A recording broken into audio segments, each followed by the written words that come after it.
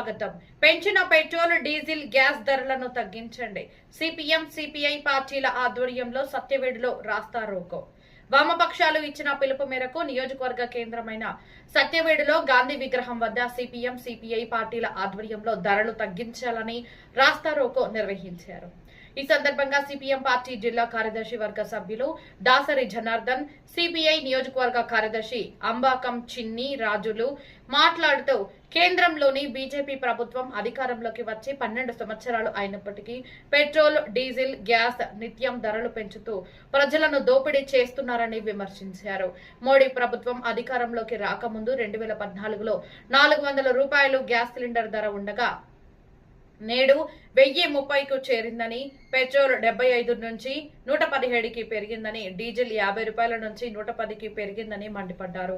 కేంద్ర రాష్ట్ర ప్రభుత్వాలు అంతర్జాతీయంగా జరుగుతున్న యుద్ధాలను సాతగా చూపించి నిత్యం ప్రజలపై భారాలు వేసి పేద, మధ్యతరగతి కార్మిక వర్గాలపై దోపిడీ చేస్తూ కార్పొరేట్ కంపెనీలకు లక్షల కోట్ల రూపాయలు రాయితీ ఇవ్వడం దారుణమన్నారు. దేశాన్ని అభివృద్ధి చేస్తామంటూ అదానీ, అంబానీల ఆస్తులు పెంచుతూ వాళ్ల వ్యాపారాలు పెంచుతూ దేశంలో ఓట్లు వేసి గెలిపించిన ప్రజల మధ్య మతచిచ్చు రేపుతూ విడగొట్టి పరిపాలించాలని చూస్తున్న బీజేపీతో అంటగాగుతున్న రాష్ట్రంలోని తెలుగుదేశం, జనసేన, వైఎస్ఆర్సీపీ పార్టీలు ప్రజలపై రోజు రోజుకు ధరలు పెంచుతుంటే ఏమీ పట్టనట్టు ఉండడం బాధాకరమన్నారు. ఈ కార్యక్రమంలో సిపిఐ నాయకులు కృష్ణయ్య, ఎల్లయ్య, రోస్లిన్, లక్ష్మి, అముద, జీవ, గోవిందమ్మ, కొల్లాపురి జ్ఞాన సుందరం, దేవేంద్ర మూర్తి మరియు సిపిఐ నాయకులు చంద్ర, ధనంజయలి శెట్టి తదితరులు పాల్గొన్నారు. ఆందోళన పిలిపించాయి. అందులో భాగంగానే మన సత్యవేడు పట్టణంలో సిపిఐ, సిపిఎం పార్టీలు కలిసి ఆందోళన కార్యక్రమం నిర్వహిస్తున్నాం. ముఖ్యంగా ఇవాళ మోడీ అధికారంలోకి వచ్చిన తర్వాత 12 సంవత్సరాలు అయిందని, ఈ రాష్ట్రంలో కూటమి ప్రభుత్వం అధికారంలోకి వచ్చి 2 సంవత్సరాలు అయిందని సంక్షేమం పేరుతో ఎన్డీఏ ప్రభుత్వం 12 ఏళ్ళు పుష్కర కాలం పూర్తయిన పేరుతో వాళ్ళ సంబరాలు నిర్వహిస్తున్నారు. ఈరోజు దురదృష్టం విశాఖపట్నం జరిగిన సంఘటన వల్ల వాయిదా పడింది.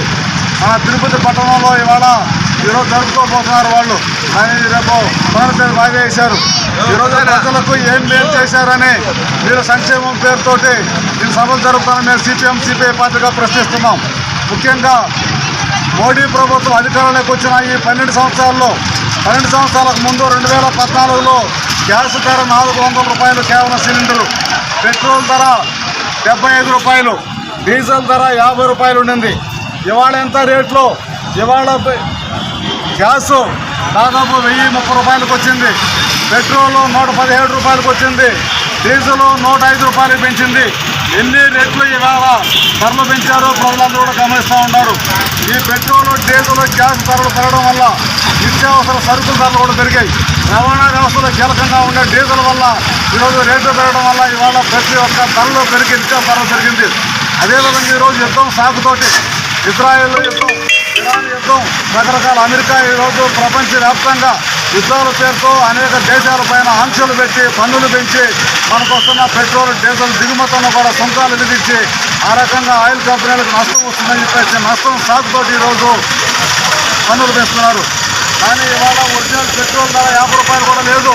117 రూపాయలు అంటే వీళ్ళు వేసే కేంద్ర రాష్ట్ర ప్రభుత్వాల పన్నులు ఎంత ఉందో మనం చూడొచ్చు. ఇవాళ పక్కనే ఉన్న తమిళనాడు రాష్ట్రానికి, మన ఆంధ్రాకు పోల్చుకుంటే ఇవాళ పెట్రోల్ దాదాపు 9 నుంచి 10 రూపాయలు తేడా ఉంది. అంటే పక్కనే ఉన్న 3 కిలోమీటర్లు తమిళనాడులో 10 రూపాయలు తక్కువ ఉంటే మన ఆంధ్రప్రదేశ్లో కూటమి ప్రభుత్వం ఈ ఆంధ్ర రాష్ట్రాన్ని వెలగబెడుతున్నాము, ఈ సంక్షేమం కొల్లి పొంగుతూ ఉంటాయని అని చెప్పేసి కూటమి నాయకులు మాట్లాడతారు. మరి ఇక్కడ వీళ్ళు ట్యాక్సులు తగ్గించుకోవచ్చు కదా అని చెప్పి మేము ఇవాళ ప్రశ్నిస్తా ఉన్నాం.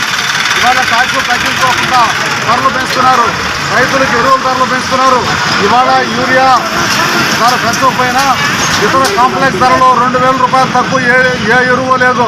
ఇవాళ ధరలు పెరిగిపోయినాయి, రైతాంగానికి గిట్టుబాటు ధర లేదు.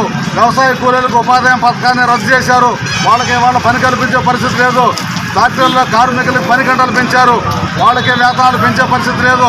ఇవాళ దేశంలో మొత్తం సంక్షోభంలో ఉంది, ఆర్థిక సంక్షోభంలో కూరుకోబోతుంది. వామపక్షాలు హెచ్చరిస్తున్నాయి. ఈ భారతదేశం కాపాడాలంటే కార్మిక వర్గం, రైతాంగం అందరూ కూడా తిరగబడి ఈ రోజు ఉండే బీజేపీ ప్రభుత్వాన్ని కూలదోసి తప్ప ఈ ప్రజల కష్టాలు పోవు.